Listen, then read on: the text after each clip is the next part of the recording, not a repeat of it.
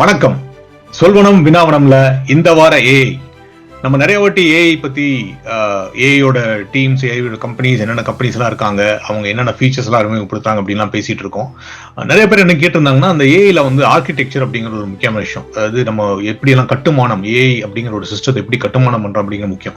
So அதுல நிறைய இன்னொரு விஷயம் என்னன்னா, ஏற்கனவே இருக்கிற ஒரு சிஸ்டம், அந்த சிஸ்டத்தை வந்து ஏஐ யூஸ் பண்ணி எப்படி என்ஹான்ஸ் பண்றது, அந்த சிஸ்டத்தை நம்ம ஃபுல்லா பிரேக் பண்ணி ரீபில்ட் பண்ணணும் அப்படின்னு. இப்போ நிறைய வாட்டி இந்த கிளாட் கோட் எல்லாம் யூஸ் பண்றப்ப என்ன ஆகுதுன்னா, இந்த மாதிரி ரீபில்ட் பண்றப்போ இல்ல போர்ட் பண்றப்போ வந்துட்டு அதை முழு சிஸ்டத்தையும் மாத்தி அமைச்சிட்டு பண்ணணும் அப்படின்ற. ஸோ முழுக்க அதை அழிச்சிட்டு புரோட்டா சூரி மாதிரி அழிச்சிட்டு முதல்ல இருந்து தொடங்குறது ரொம்ப சுலபமான விஷயம். ஆனா அதுல வந்து நிறைய பிரச்சனைகள் இருக்கு. நீங்க ஏற்கனவே இருக்கிற கஸ்டமர் எக்ஸ்பீரியன்ஸ் எல்லாம் காப்பாற்றப்படாது.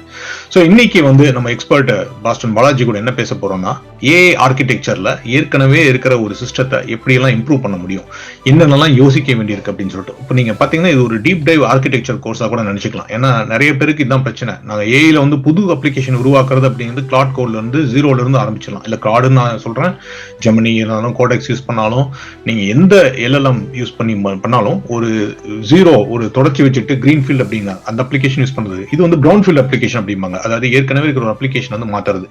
அதுக்கு பாஸ்டன் பாலாஜி வந்து சமீபத்தில் வந்து பாஸ்டன் பூட் கேம்ப்ல வந்துட்டு இதை ஒரு பிரசன்டேஷனா பண்ணாரு. அதை நான் பார்த்தோன்னே எனக்கு ரொம்ப பிடிச்சிருந்துச்சு. அதுக்கு பயங்கரமான வரவேற்பு பாஸ்டன்ல. அவர் வந்து ஒரு அளவுக்கு ஏஐ சூப்பர் ஹீரோ ஆயிட்டாரு. ஸோ அவரை கூப்பிட்டு வந்து சொல்வானத்தில் இன்ட்ரோடியூஸ் பண்ணி நம்ம எந்த விஷயத்த அவங்க பேசணும் அப்படிங்கிறது என்னோட முக்கியமான விருப்பம். So with that set, without much அடு, வாங்க பாஸ்டன் பாலாஜி, நம்ம இன்னைக்கு ஏஐ இந்த வாரத்துக்குள்ள போயிடலாம்.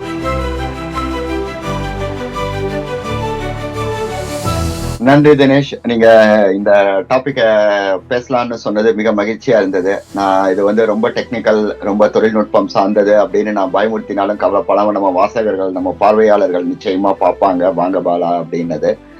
ரெண்டாவது, நானும் இதை முக்கியமா பாக்குறேன். நீங்க சொன்ன மாதிரி அன்னைக்கு வந்து நான் நல்ல வரவேற்பு இருந்தது. பல்வேறு கேள்விகள். நான் யூஸ்வலா 9:30 மணிக்கு என்னோட செஷன் போட்டுருவாங்க. காத்தால எல்லாரும் ஃப்ரெஷ்ஷா இருப்பாங்க. ஃபர்ஸ்ட் ஓப்பனிங் சீனே இருக்கும்போது அவங்கள கவர்றது ஓரளவு ஈஸி.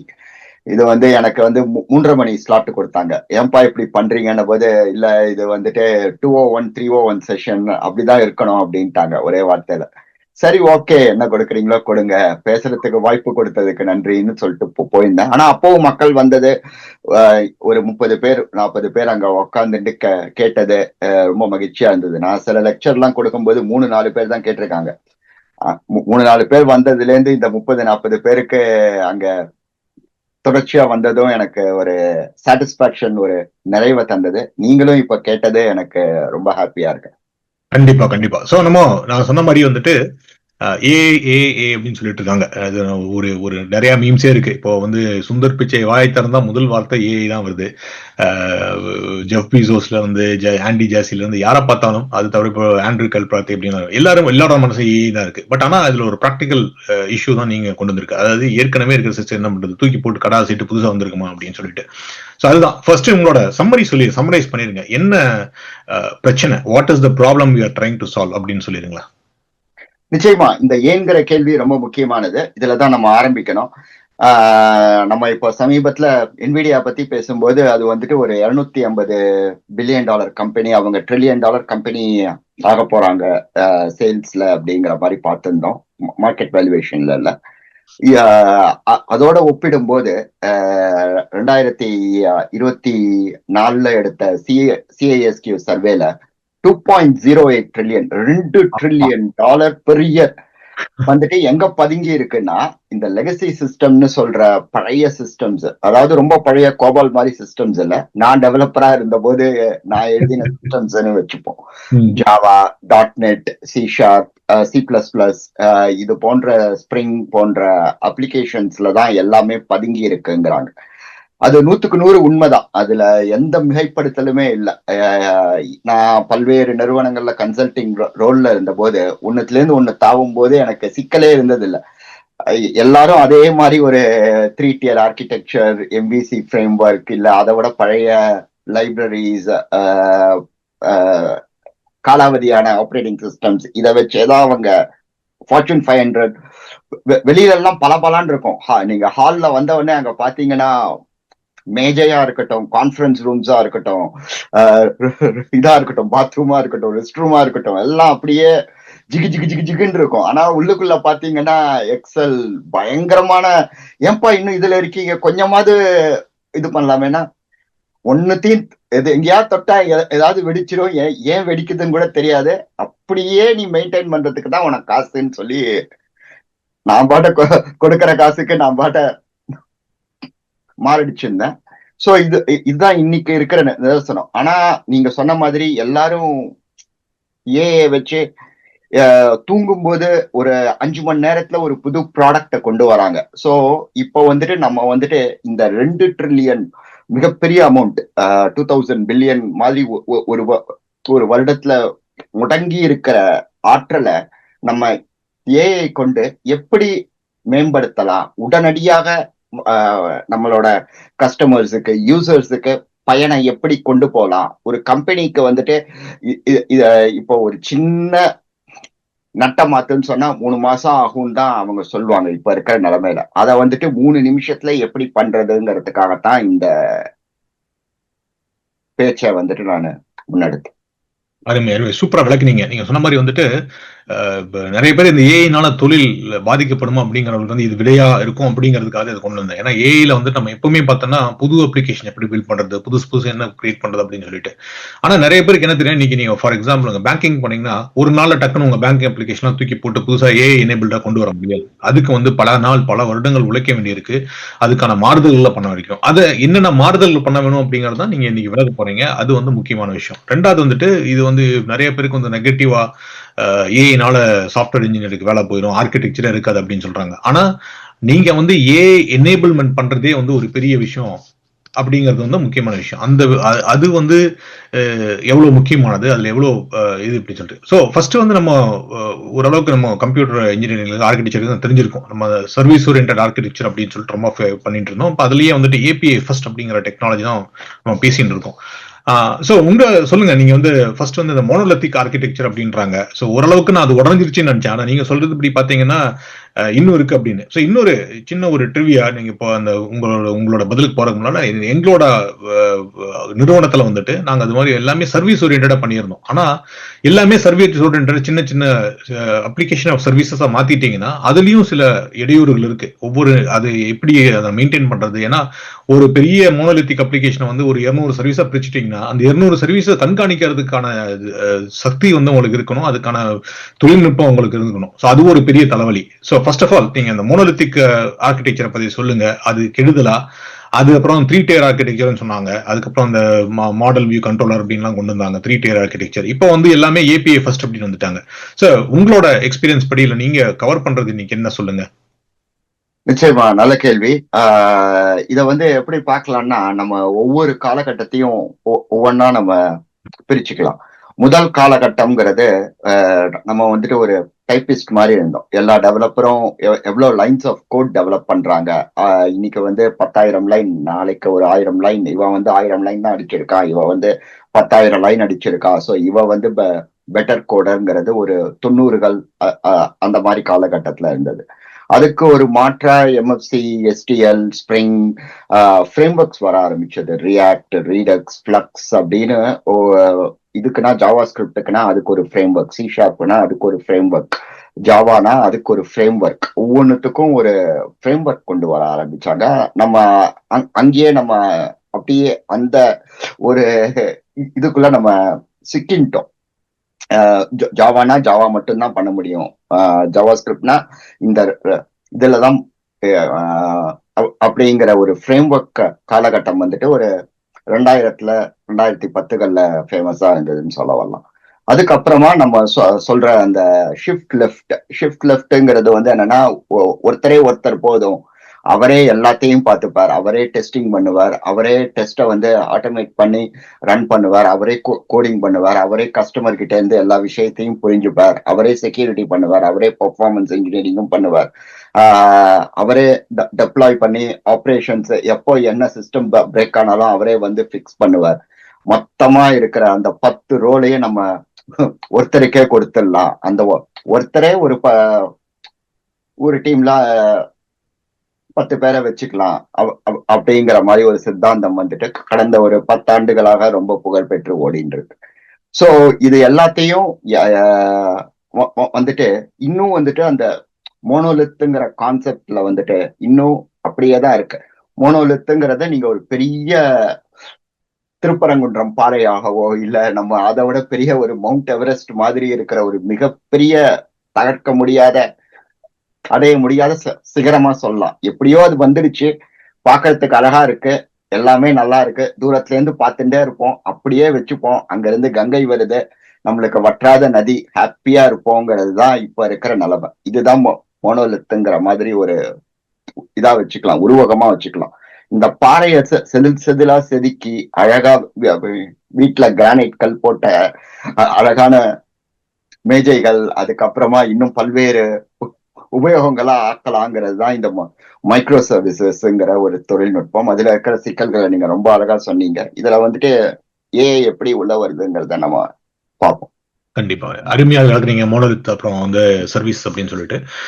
ஸோ அடுத்த முக்கியமான விஷயம் அப்படின்னா நம்ம யூஸ் கேசஸ் அப்படிங்கிறது தான். எப்பவுமே நீங்க சொல்ற மாதிரி ஷிஃப்ட் லெஃப்ட் எஸ்டிஎல்சி அப்படிங்கிற சாஃப்ட்வேர் டெவலப்மெண்ட் லைஃப் சைக்கிள் வந்துட்டு யூஸ் கேசஸ் ரொம்ப முக்கியம். ஸோ இதுக்கு முன்னால் இருந்த யூஸ் கேசஸ்னா பர்சனா அப்படின்னு சொல்லுவோம். ஒரு பர்சனா அப்படின்னா நம்ம ஒரு as a bank clerk I want to do XYZ transaction, how do you do it அப்படின்னு சொல்லுவோம். அது ஒரு யூசர் இப்படி பண்றாரு அப்படின்னு தான் இருக்கும். இப்போ வந்து ஏஐ வந்த பிறகு அந்த பேரடம் அப்படியே ஷிஃப்ட் ஆயிடுச்சு அப்படின்னு நினைக்கிறேன். இப்போ என்ன வந்துட்டுன்னா ஒரு ஏஜென்ட்டாக நான் என்ன பண்ண முடியும் அப்படின்றதான் கேள்வியா போச்சு இல்லைங்களா? இப்போ ஏன்னா எல்லாமே ஏஜென்டிக் ஆன பிறகு நம்மளோட மென்டல் தாட் ப்ராசஸ் இது வரைக்கும் யூஸ் கேசஸ்ல வந்து as a front end user, as a back end developer, as a report developer அப்படின்லாம் போட்டு இருந்தது. இன்னைக்கு இது ஆஸ் அன் ஏஜென்ட் நான் என்ன பண்ணணும் அப்படின்ற ஒரு யூஸ் கேஸ் முக்கியமா வந்திருக்கு. ஸோ நீங்க நான் வந்து எப்படி பாக்குறேன்னா இதை வந்து இந்த ஒட்டுமொத்த யூஸ் கேசஸையும் வந்துட்டு ரெண்டா பிரிச்சுக்கலாம். ஒன்னு வந்து ஹியூமன் பர்சனாஸ், இன்னொன்னு வந்து ஏஜென்டிக் பர்சனாஸ் அப்படின்னு பிரிச்சுக்கலாம் அப்படின்னு நினைக்கிறேன். ஸோ நீங்க அதை பத்தி தான் பேசியிருக்கீங்க. இதுல எனக்கு அது ரொம்ப பிடிச்சிருந்துச்சு. அதுதான் ஒரு பெரிய ஷிஃப்ட் இன் மென்டல் மாடல் அப்படின்னு நினைக்கிறேன். நாங்க என்ன சொல்லுவோம்னா ஒவ்வொரு விஷயத்தையும் என்ன பண்றப்ப நான் வந்து ஒரு மென்டல் மாடல் ஒரு ஹை லெவல் பிக்சர் கிரியேட் பண்ணி வச்சிருப்பேன். நான் இப்படி பிரிச்சுக்கிறேன். ஸோ அதை நீங்க இன்னும் விளக்கமா வந்துட்டு ஒரு ரோட் மேப் மாதிரி போட்டு வச்சிருந்தீங்க, 4 பில்லர்ஸ் அப்படின்னு சொல்லிட்டு இருக்கீங்க. ஸோ அதை பத்தி கொஞ்சம் எப்படி டீகம்போஸ் பண்ணிருக்கீங்க அப்படின்னு உங்களோட ஸ்ட்ராட்டஜி விளக்குங்களேன். ரொம்ப அருமை. இப்ப நம்ம ஓரளவு டெக்னிக்கலா போக போறோம். ஸோ முக்கியமா நான் வந்துட்டு 4 பில்லரா பார்த்தது வந்துட்டு, நான் டேட்டாபேஸ் ஆளு ஆரம்பத்துல. ஸோ டேட்டாபேஸ் அடியில இருக்கிற இடத்துல இருந்து ஆரம்பிங்க. அங்க வந்து எப்படி பிரிக்க முடியும், அதுக்கப்புறம் சர்வீசஸை எப்படி பிரிக்க முடியும் அப்படிங்கிறது different kind of architectural patterns இருக்கு. இது எதுவுமே நம்ம புதுசா பண்ண போறது இல்லை. ஒரு 50 ஆண்டு கால கேங் ஆஃப் 4 ஆரம்பிச்சதா இருக்கட்டும், டேட்டாபேஸ் பேட்டர்ன்ஸா இருக்கட்டும், அந்த பேட்டர்ன்ஸ்ல இருக்கிற பெஸ்ட் அப்ளிகபிள் திங்ஸை நீங்க எடுத்துக்கோங்க. அப்புறம் மிக முக்கியமானதுங்கிறது ரெண்டாவது பில்லருங்கிறது ஏபிஐங்கிறது இப்போ வந்து ஒரு மனிதருக்கு சாதகமா இருக்கு. அதாவது எனக்கு வந்து ஒரு கேள்வியை கேட்டேன்னா எனக்கு அதுல இருக்கிற எல்லா தகவலும் வேணும். ஒரு புக்கை பத்தி நான் கேட்கிறேன்னா புக்கு எப்ப வெளிவந்தது, யாரு எழுதினாங்க, எத்தனாவது எடிஷன், எவ்வளவு பக்கம், அமெரிக்கால எவ்வளவு காசு, இந்தியால எவ்வளவு காசு, என்னெல்லாம் மொழியில மொழிபெயர்த்திருக்காங்க, இதோட டிஸ்கிரிப்ஷன் கிடைக்குமா, அதுல வந்துட்டு இண்டெக்ஸ் கிடைக்குமா அப்படிங்கிற எல்லா தகவலும் எனக்கு அந்த ஒரு ரெக்வஸ்ட்ல எனக்கு கெட்ல வந்துடணும், புட்லியும் நான் டக்குன்னு போட்டுட்டு போயிட்டே இருக்கணும். இது வந்து ஒரு ஹியூமன்ஸுக்காக எழுதப்பட்ட ஏபிஐ. ஆனா நீங்க டோக்கன்ல பாத்தீங்கன்னா இது வந்து ஒரு பைத்தியக்காரத்தனம். ஏன்னா 10,000 வார்த்தைகள் அந்த ஏஐக்கு தேவையில்லை. எல்லாத்தையும் படிச்சு என்ன ஐஎஸ்எஸ்ன்னு நான் கேட்ட ஒரு கேள்விக்கு எனக்கு சின்னதா பதில் சொல்லுங்கிற மாதிரி அதுக்கு சில டெக்னாலஜிஸ் எல்லாம் இருக்கு. ஜிஆர்பிசி, கிராஃப்கியூ எல்லாம் இருக்குனாலும் எல்லாரும் அதை பயன்படுத்துறது இல்ல. அதை வந்து தெளிவாகவும் வெளியில சொல்றது இல்லை, ஏஐக்கு புரியிற மாதிரி. ஏஐக்கு புரியறதுன்னா எம்சிபி, ஏ டு ஏ, அதோட ஃப்ரேம் ஒர்க்ஸ்ல நம்ம பேசணும் இல்லைங்களா? ஸோ ஏபிஐ எப்பவுமே நம்ம இனிமே எப்படி யோசிக்கணும்னா, இது மனிதருக்கான உரிய ஏஐயே அல்ல, இது வந்துட்டு ஏஐக்குரிய ஏபிஐ. மூணாவது இவன் ட்ரிவன் ஏஐங்கிறது. இவன் ட்ரிவன் ஆர்கிடெக்சர் எல்லாருக்குமே நல்லா தெரிஞ்சிருக்கும். நான் ஏதாவது கேட்டா மட்டும் பண்ணு, எப்போ ரெடியோ நானே சொல்றேன் அப்படிங்கிற மாதிரி ரொம்ப அழகா பல்வேறு பேட்டர்ன்ஸ் இருக்கு. ரொம்ப காலமாவே நெட்வொர்க்கிங் காலகட்டத்தில இருந்தே நம்ம அதை பார்த்துட்டு இருக்கோம். ஏஐல எந்த விஷயத்துக்கு ஏஐய பயன்படுத்தணும், எதுக்கு நம்ம ஏஐக்கெல்லாம் போகாம பழைய லாஜிக்கே வச்சுக்கலாங்கிற தெளிவு இருக்கணும் உங்களுக்கு. எதை எடுத்தாலும் எல்எல்எம் கிட்டேயே நம்ம கொடுத்திருந்தோம்னா அதோட ஆற்றலையும் அதோட டோக்கன், அதோட காசு எல்லாமே வேஸ்ட். சோ அது ரொம்ப முக்கியமான மூணாவது பில்லர். இவன் ட்ரிவன் ஆர்கிடெக்சர்ல ஏஐ எப்ப தேவைங்கிற புத்திசாலித்தனத்தை நீங்க தான் கொஞ்சமாவது ஏஐ மூலமாவே கண்டுபிடிச்சு உள்ளியா வெளியிலயா, உள்ளே வெளியே அப்படிங்கிற மாதிரி நீங்க புரிஞ்சுக்கணும். இதுக்கு எல்லாத்துக்கும் எல்லா லெவல்லயும் நம்மளுக்கு தேவை செக்யூரிட்டி. ஏன்னா ஏஐ வந்துட்டு என்ன பண்ணும், எப்படி பண்ணும், எதுக்காக பண்ணுங்கிறதெல்லாம் காரணமே இல்லாம தப்பு தப்பா பல்வேறு விஷயங்களை பண்ணிட்டு, ஐயோ தெரியாம பண்ணிட்டேன் மன்னிச்சிருன்றோம். வித் லவ் படத்துல அவன் சொல்லுவான், போனை எடுத்து பார்த்துட்டு, ஐயோ நான் தெரியாம பண்ணிட்டேன், ஒரு பதற்றத்துல இன்செக்யூரிட்டியில பண்ணிட்டேன்னு. இந்த மாதிரி என்கிட்ட சத்தியமாவே சொல்லி இருக்கு.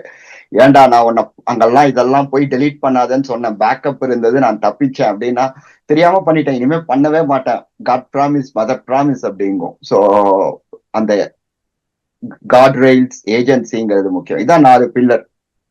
அருமை. எனக்கு வந்து நம்ம நிறைய வாட்டி பேசிக்க மாதிரி இந்த 4th பில்லர் நீங்க சொல்லாம இருந்தீங்கன்னா நீங்க சரியான ஆர்கிடெக்ட் இல்ல அப்படின்னு சொல்லியிருப்பேன்.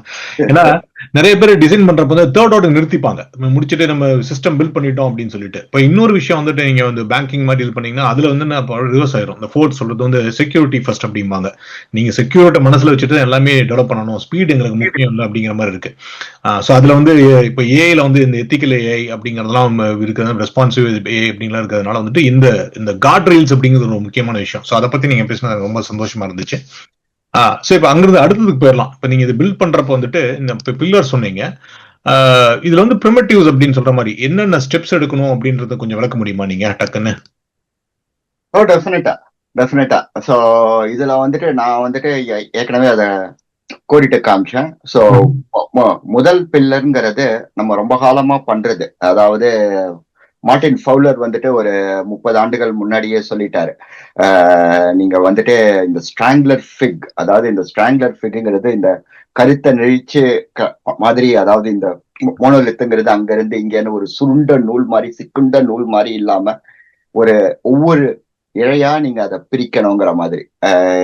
இல்லைன்னா நீங்க பாத்தீங்கன்னா அந்த தையல் கூடத்துலயோ இல்ல நீங்க வச்சிருக்கிற ஃபேப்ரிக்களிலயோ எங்க பார்த்தாலும் கசாகூலம் மாதிரி, குப்பமேடு மாதிரி இருக்கிற ஆர்கிடெக்சரை அங்கங்க அழகா ஒரே ஒரு இறை, ஒரே ஒரு சர்வீஸ்ங்கிற மாதிரி. இது வந்துட்டு சொல்றது ஈஸி, பவுண்டட் கான்டெக்ட். ஆனா முன்னாடி வந்துட்டு இது மனிதர்கள் பண்றதுனால இது சொல்றது இப்ப ஈஸி, பண்றது ரொம்ப கஷ்டம்னு அவங்க சொல்லியிருந்தாங்க.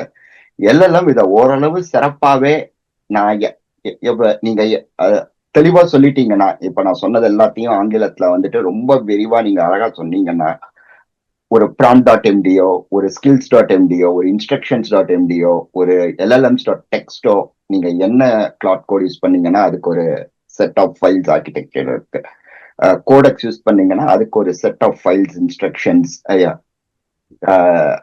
ஏஐ அசிஸ்டன்ஸ் ஏஜென்ட்ஸ் இருக்கு. இதை நீங்க கரெக்டா போட்டீங்கன்னா அது வந்துட்டு அழகா இந்த சீமை, அதாவது இந்த சிக்குண்ட நூலை அழகா ஒரே ஒரு மைக்ரோ சர்வீஸா, ஒரே ஒரு பவுண்டட் கான்டெக்ஸ்டா எடுக்கும். அதை வந்துட்டு எடுத்து அதை மட்டும் ரீஃபேக்டர் பண்ணும். இதுதான் முதல் நிலை. இரண்டாவது நிலைன்னு நான் பாக்குறது, இது வந்து கிட்டத்தட்ட மேல இருந்து கீழே வர்றது. அதாவது நம்ம திருவண்ணாமலையில இவரை பார்த்த மாதிரி, சிவனை பார்த்த மாதிரி நீங்க ஞாபகம் வச்சுக்கலாம். மேல இருந்து வர பூவை பார்த்துட்டு நான் இதை பார்த்துட்டேன், சிவனோட தலையை பார்த்துட்டேன்னு பிரம்மா சொன்ன மாதிரி ஓரளவு புரிஞ்சுட்டு ஏதோ பண்ணும். நம்ம தான் இங்க பூந்துட்டு நிஜமாவே பூவை பார்த்தியா, அது தாழம்பூவா, நீ எங்க இருந்து விழுந்தேன்னு தெரியுமா உனக்குங்கிறது எல்லாத்தையும் நம்ம ஒன்ஸ் அகைன் எல்லாத்தையும் செக் பண்ணா அங்க human in the loop is very important. அந்த ஒரு நல்ல ஆர்கிடெக்டுக்கு இன்னும் நீங்க தேவைன்னு சொன்னதெல்லாம் இங்கதான் ஒரு நல்ல ஆர்கிடெக்ட் வந்துட்டு ஒரு முக்கியமான பங்கு வகிப்பார். இப்ப நம்ம கீழே இருந்து பார்ப்போம். விஷ்ணு வந்து கீழே இருந்து வந்தார் இல்லைங்களா, அந்த மாதிரி டேட்டா பேஸ்ல இருந்து ஆரம்பிக்கிறது தான் பெஸ்ட். அவர் இன்னும் சக்சஸ்ஃபுல்லா இருக்கார், பிரயத்தன் இருக்கார் இல்லையா, டேட்டா பேஸை நம்பினோம் கைவிடப்படார். சோ டேட்டா பேஸ்ல வந்துட்டு நீங்க வெக்டர் டேட்டா பேஸை உள்ள நுழைக்கலாம், இல்ல ஒரு வெக்டர் காலமை உள்ள நுழைக்கலாம். இது வந்துட்டு கீழே இருந்து மேல வர்றது. அதாவது மொத்தமா ஒரு இப்போ வந்துட்டு ஒரு கஸ்டமர் வந்துட்டு ஒரு 10 வாட்டி கூப்பிடுறாரு. சோ இந்த 10 வாட்டி கூப்பிட்டது would be unstructured data. அதுல இருந்து ஒவ்வொரு வாட்டியும் நீங்க அந்த கஸ்டமரோட சென்டிமெண்ட்டை நீங்க டக்குன்னு ஒரு வேல்யூவா வைக்கலாம்.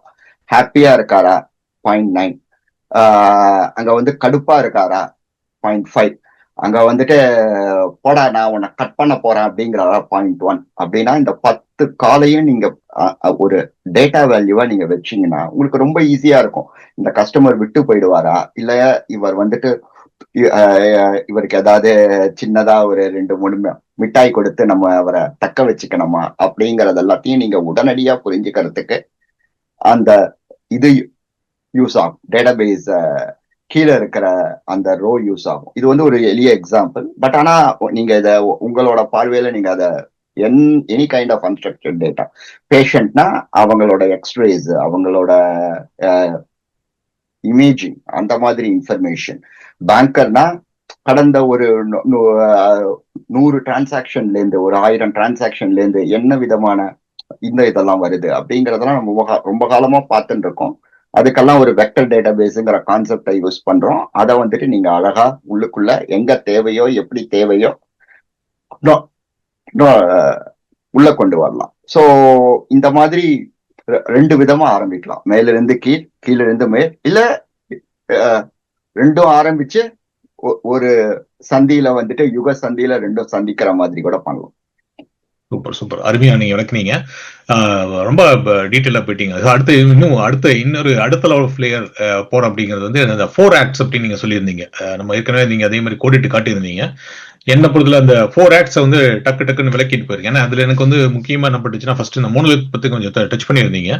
பட் செகண்ட் ஆக்ட்ல வந்து இந்த டோக்கன் மேத், ஸ்ட்ரீமிங், அப்சர்வபிலிட்டி, நம்ம ஒரு குழு நடத்திட்டு இருக்கோம். அந்த குழுல வந்துட்டு அடிக்கடி இந்த டோக்கன் மேத் பத்தி அதை பத்தி அழுதுட்டோம், பேசிட்டு புலம்பிட்டு இருப்போம். அப்சர்வபிலிட்டி எவ்வளவு முக்கியம்னு தெரியும். ஸோ அந்த 4 acts வந்து டக்குன்னு விளக்குங்க. அதுக்கப்புறம் will go towards end. Okay, super. So இப்போ வந்துட்டு இந்த டோக்கன் மேத்தை பத்தி ரொம்ப எளிமையா சொல்லணும்னா, நான் வந்துட்டு அதை வந்துட்டு 2 விதமா பாக்குறேன். ஒண்ணு வந்துட்டு நீங்க ப்ரோக்ராம் பண்ணும்போது ஒரு விஷயத்த எல்எல்எம் கிட்ட கொடுக்கும் போது அதுக்கு வந்துட்டு இதை நிஜமாவே எல்எல்எம் கிட்ட கொடுக்கணுமா வேணாமாங்கிறதுக்கு ஒரு எக்ஸாம்பிள். இப்போ வந்துட்டு ரொம்ப பிளைண்டா நீங்க டிசைட் பண்றீங்க, கண்மூடித்தனமா நீங்க பாக்குறீங்கன்னு சொன்னா, எந்த விஷயத்த எடுத்தாலும் இந்தாப்பா எல்எல்எம், நீ இத சரி பார்த்து கொடு அப்படின்னு நீங்க கொடுத்துடலாம்.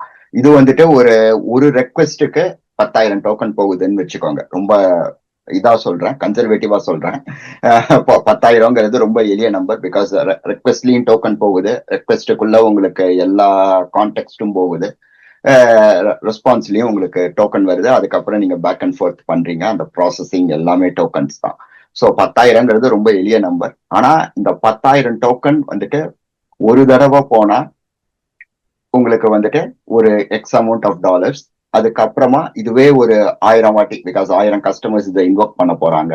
அவங்க ஒரு 10 வாட்டி இன்வோக் பண்ணாங்கன்னா 10,000 வாட்டி, 10,000 வாட்டி 10,000 டோக்கன் போச்சுன்னா கிட்டத்தட்ட உங்களுக்கு ஒரு $10,000 மாதிரி ஆகலாம். ஒரு ஒரு எளிமைக்காக சொல்லிக்கலாம் அதை. ஆனா இப்போ வந்து நீங்க வந்து புத்திசாலித்தனமா ஒரு நடுவுல ஒரு பிளானர், ஒரு ஆர்கெஸ்ட்ரேட்டர், இந்த மாதிரி ஒரு ஸ்பெசிஃபைடு ஏஜென்ட் ஸ்கில்ல நீங்க உள்ள கொண்டு வந்தீங்கன்னா அது வந்துட்டு முடிவெடுக்கும். இப்ப வந்துட்டு இவன் வந்துட்டு என்ன கேட்கறான்னா, எவ்வளவு பேலன்ஸ் இருக்குன்னு கேட்கறான். இதுக்கு வந்துட்டு நான் எல்எல்எம் கிட்ட அனுப்பி இதை நான் இதெல்லாம் நான் முடிவெடுக்கவே தேவையில்லை. இந்த கோடை வந்துட்டு இதை வந்துட்டு நான் நேரடியா சில விஷயங்கள் மூலமா பண்ணிட முடியும். அவங்க ஏஐ தானே ரீஃபேக்டர் பண்ணும்போது எல்லாத்தையும் எல்எல்எம்க்கு அனுப்புன்னு சொல்லும். நம்ம அந்த மாதிரி பண்ணக்கூடாது. நம்ம வந்துட்டு உள்ள போந்து சில விஷயங்களை நாமே பண்ணணும். இங்கதான் நம்மளோட சாமர்த்தியம், நம்மளோட கல அறிவு, நம்மளோட புத்திசாலித்தனம், நம்மளோட எக்ஸ்பீரியன்ஸ் எல்லாமே இங்க உள்ள வருது. அப்ப அந்த மாதிரி பண்ணோம்னா இந்த 10,000 ரெக்வெஸ்ட், 10,000 கஸ்டமர்ல ஜஸ்ட் ஒரு 5% தான் எல்எல்எம்க்கு அனுப்புற மாதிரி இருக்கும். பிகாஸ் அவங்க வந்து திடீர்னு வந்து சீன மொழியில பேசலாம், இல்ல தமிழ் மொழியில கூட பேசலாம். அது வந்துட்டு கரெக்டா டிரான்ஸ்லேட் ஆகாம, அது வந்து கரெக்டா புரியாம இருக்கலாம். அந்த மாதிரி வேற்று மொழியிலேருந்து மொழிபெயர்க்கிற காலகட்டம், இல்லைன்னா அவங்க வந்துட்டு ஒரு வித்தியாசமான விஷயத்த கேட்கறாங்க. அப்படிங்கிற போதுதான் நம்ம இவங்க கிட்ட போனோம், எல்எல்எம் கிட்ட போனோம். எல்லா விஷயத்துக்கும் எப்பொழுதுமே எல்எல்எம் கிட்ட போறது ஒரு எளிமையான முடிவா இருக்கும். ஆனா அந்த மாதிரி எடுக்கக்கூடாது. அந்த மாதிரி எடுத்தா ஆப்வியஸா உங்களுக்கு ஒரு சிறப்பான சிஸ்டம், ஒரு எஃபிஷியன்டான சிஸ்டம் உங்களுக்கு உள்ள உருவாகுங்கிறது தான் இந்த பார்வை, டோக்கன் பார்வைங்கிறது. அருமை அருமை அருமையா நடக்குறீங்க. இப்ப இன்னொரு நம்ம நீங்க சொன்ன மாதிரி ஃபர்ஸ்ட் மோனோலிதிக் பத்தி பேசணும், டோக்கன் மேத் பத்தி பேசணும். அப்சர்வபிலிட்டி அப்படிங்கிறது வந்துட்டு நம்ம எப்படி அந்த சிஸ்டத்தை அப்சர்வ் பண்றோம் அப்படிங்கிறது அந்த ஆக்ட் டூல் நீங்க சொல்லியிருந்தீங்க. அப்சர்வபிலிட்டி பத்தி சொல்லிட்டு அப்படியே இந்த ஈவென்ட் ட்ரிவன் ஆர்கிடெக்சர் கூட போயிடலாமா? டெஃபினட்டா இந்த அப்சர்வபிலிட்டிங்கிறத வந்துட்டு நம்ம 4 விதமா, அதாவது எல்லாத்துலயுமே நம்ம உடனடியா நம்ம என்ன பண்ணிடுவோம், ஒரு மெச்சூரிட்டி லெவல் கொண்டு வரும். ஆமா, மெச்சூரிட்டி லெவலை கொண்டு வந்துருவோம். ஏன்னா நம்மளுக்கு இது இல்லாம பேச தெரியாது, மெச்சூரிட்டி லெவல் இல்லாம பேச தெரியாது. சோ வந்துட்டு முதல் லெவல்ங்கிறது நீங்க இப்போ ஆல்ரெடி வச்சுட்டு இருக்கீங்க, அதுல எந்த விதமான மாற்றமும் இல்லை. அது வந்துட்டு நீங்க என்ன பண்ணுவீங்க, உங்களோட ரெட் மெட்ரிக்ஸ் நம்ம சொல்ற ரெஸ்பான்ஸ் ரேட்ஸ் எப்படி இருக்கு, 400 எவ்வளவு வருது, 500 எவ்வளவு வருது, 302s எவ்வளவு அனுப்புறோம், 200s எவ்வளவு வருது, ஓகே யாரு ரீடைரக்ட் பண்றோமா, கிளைண்ட் சைடு எரரா சர்வர் சைடு எரராங்கிறது எல்லாத்தையும் நம்ம பார்த்துட்டு இருப்போம். எரர்ஸ் ஆப்வியஸா பார்ப்போம். அதுக்கப்புறம் எவ்வளவு நேரம் எடுக்குது, த்ரூபுட் எப்படி இருக்கு, லேட்டன்சி எப்படி இருக்கு, எந்த மாதிரி ரெக்வெஸ்ட் அதிக நேரம் எடுக்குதுங்கிறதெல்லாம் பார்த்துட்டு இருப்போம். இது வந்து லெவல் 1. இது கூட நீங்க இப்போ பண்ணலன்னா நீங்க அநேகமா இந்த பாட்காஸ்ட் இவ்வளவு நேரம் பார்த்திருக்க மாட்டீங்க. லெவல் 2ங்கிறது இதோட அடுத்த லெவல். அங்க வந்துட்டு நீங்க என்ன பண்றீங்க, ஏஐ புத்திசாலித்தனத்தை உள்ள கொண்டு வரீங்க. ஏஐ புத்திசாலித்தனம்னா எவ்வளவு டோக்கன் இந்த ரெக்வெஸ்டுக்கு எடுத்தது, எவ்வளவு ஃபாஸ்டா அது வந்துட்டு சர்வர் சைட இந்த இவெண்ட்ஸை எனக்கு திரும்ப அனுப்பிச்சது, எப்போ அது வந்து கம்ப்ளீட் பண்ணிச்சு. இதெல்லாம் நம்ம வேற விதமா பார்த்திருக்கோம். Time to first byte, TTFB, time for the complete paint அப்படிங்கறதெல்லாம் வெப்ல வந்துட்டு கோர் வெப் வைட்டல்ஸா நம்ம பார்த்திருக்கோம். அதே மாதிரி ஏஐ எல்எல்எம்ல சில மெட்ரிக்ஸ் இருக்கு இல்லைங்களா, டோக்கன் ரெக்வெஸ்ட் கவுண்ட், டோக்கனோட கான்டெக்ஸ்ட், டோக்கன் எப்போ கம்பேக்ட் ஆச்சு, இதெல்லாம் வந்துட்டு லெவல் 2. லெவல் 3ங்கிறது மிக முக்கியம். ஃபர்ஸ்ட் நீங்க கணக்கிடணும், அந்த கணக்கிட்டதை பயன்படுத்துறதுங்கிறது அடுத்த லெவல். பிகாஸ் டேட்டாவை வச்சுட்டு இருக்கேன், ஆனா அது நான் இன்னுமே அப்படியே பத்திரமா வச்சுட்டு இருக்கேன், பொக்கிஷம் மாதிரிங்கிறது ஒரு விஷயம், அது லெவல் 2. இதை பயன்படுத்துறது, ஓகே இந்த மாதிரி ரெக்வெஸ்ட் அனுப்பிச்சா எனக்கு வந்து $10 ஆகுது, இந்த ரெக்வெஸ்டை இப்படி ப்ராசஸ் பண்ணேன்னா $1 தான் ஆகுது, அப்படிங்கிறது தான் புத்திசாலித்தனம். ஸோ இந்த லெவல் 2ல வந்த டேட்டாவை வச்சு அனலைஸ் பண்ணி எப்படி பயன்படுத்தினா கஸ்டமரும் கோச்சிக்க மாட்டாங்க, அவங்களோட தேவைகளும் திருப்தியாகும், டைமிங்கும் எஃபிஷியண்டா இருக்கும், அதே சமயம் காசும் பணமும் பத்தா இருக்கணும், பொண்ணும் முத்தா இருக்கணும். அது வந்து லெவல் 3. லெவல் 4ங்கிறது இது வரைக்கும் ஹியூமன் இந்த லூப் எல்லாம் எல்லா இடத்துலயும் இருந்தாங்க, அதை வந்து ஒரு அழகா ஒரு ஏஜென்ட் கிட்ட கொடுத்து, ஒரு ஏஜென்ட்டை வச்சு சப் ஏஜென்ட் வச்சு அழகா இது எல்லாத்தையும் நீயே பண்ணுடா ராசா அப்படிங்கிறது லெவல் 4. அது வந்துட்டீங்கன்னா நீங்க ஒரு நிர்வாணா தான். பட் அதுக்கு தான் சூப்பரா வளர்க்குறீங்க. நீங்க ஈவென்ட் ட்ரிவன் ஆர்கிடெக்சர் பத்தி சொல்லிட்டீங்க. நீங்க அடுத்த அப்சர்வபிலிட்டி பத்தி நம்ம பேசிட்டோம். இன்னும் வந்து லாஸ்ட் வந்துட்டு செக்யூரிட்டி பத்தி பேசியிருந்தீங்க. ஸோ செக்யூரிட்டி பத்தி சொல்லிட்டு வில் கோ டுவர்ட்ஸ் சம்மரி போயிடலாம் நினைக்கிறேன். செக்யூரிட்டியில வந்து என்னென்ன விஷயங்கள்லாம் நம்ம பார்க்க வேண்டியிருக்கு? டெஃபினட்டா அது வந்து ஒரு இவங்க வந்து ரொம்ப காலமா வெளியிட்டு இருக்காங்க, ஓஎஸ் டாப் 10ங்கிறது. நம்ம எல்லாத்துக்கும் அது இருக்கு, ஓஎஸ் டாப் 10ங்கிறது.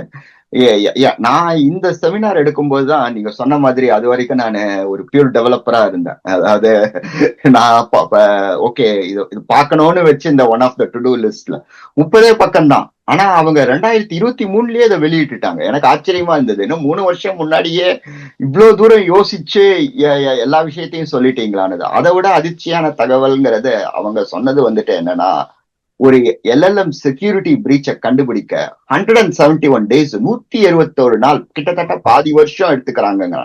என்னால் நம்பவே முடியல. ஒரு பிரீச்சானா, அதாவது இந்த மாதிரி நம்ம பாதிக்கப்பட்டுட்டோம், வீட்டுக்குள்ள திருடன் நுழைஞ்சு கரையா உள்ள பூந்துடுச்சு, எலி இருக்குன்னு தெரிஞ்சுக்கிறதுக்கு 6 மாசமா அப்படிங்கிற ஒரு அதிர்ச்சியே வந்தது.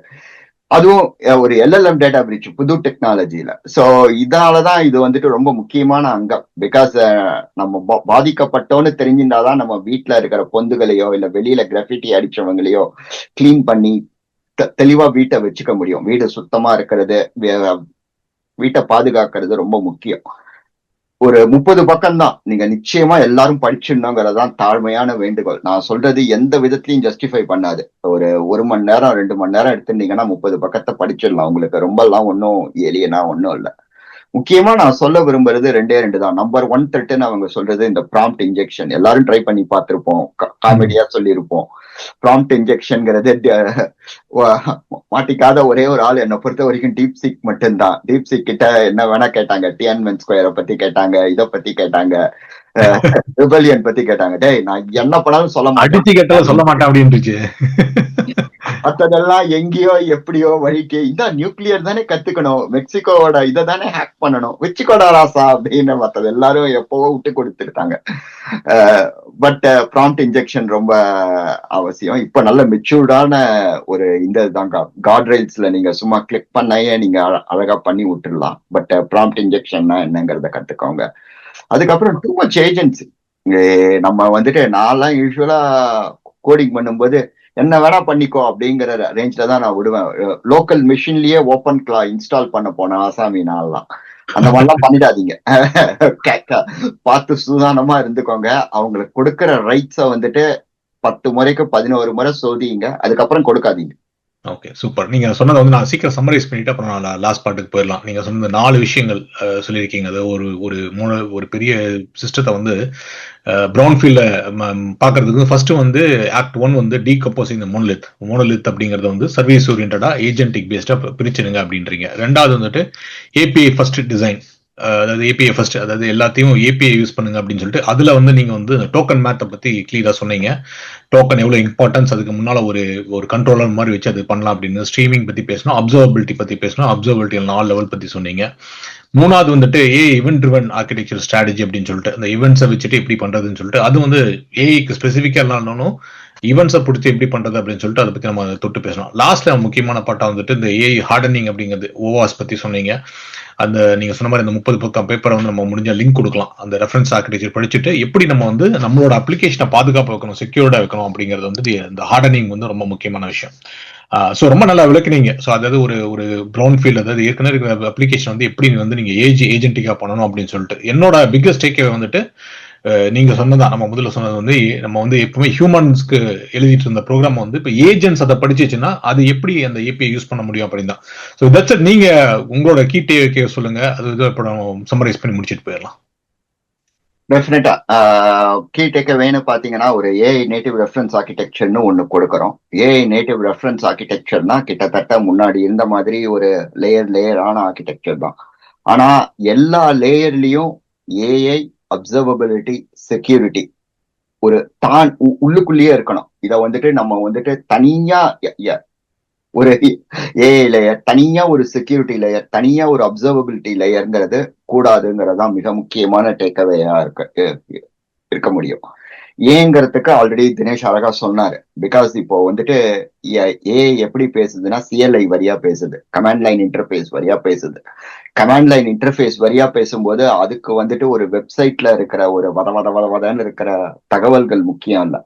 டக்குன்னு இந்த காரியத்தை இந்த டூல், எந்த டூல் மூலமா எப்படி கூப்பிட்டு இந்த காரியத்தை சாதிக்க முடியும், இதுல என்னெல்லாம் பிரச்சனைகள் வரும், அந்த பிரச்சனைகள்லாம் எப்படி நான் தீர்த்துப்பேன் அப்படிங்கிறது புரிஞ்சுக்கிறதுக்கு அழகா ஒரு ஏபிஐ கேட்வே ஏஐ ஃப்ரெண்ட்லியா இருக்கணும். அதுதான் top level AI level API கேட்வேங்கிற மாதிரி.